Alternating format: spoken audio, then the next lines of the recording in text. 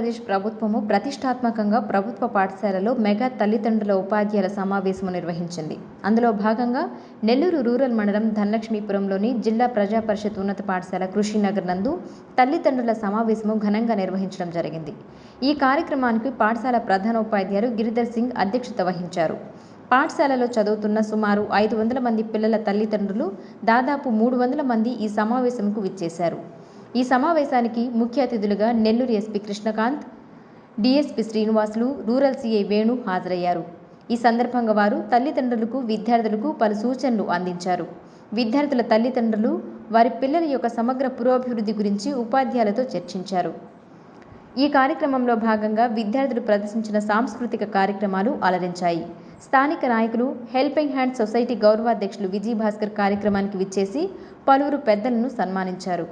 పాఠశాల ఉపాధ్యాయులు శ్రావణ్ కుమార్, మల్లికార్జున శర్మ, శ్రీనివాసులు, బుజ్జయ్య, గాయత్రి తదితరులు ఈ కార్యక్రమానికి సహకారం అందించారు.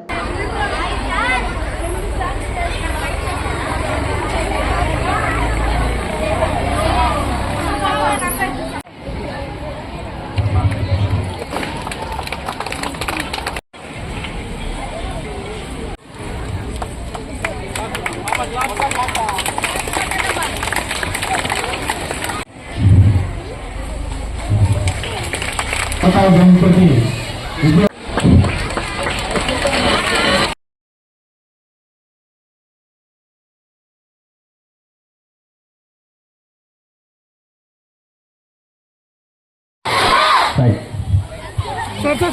ड्रग्स की नो जब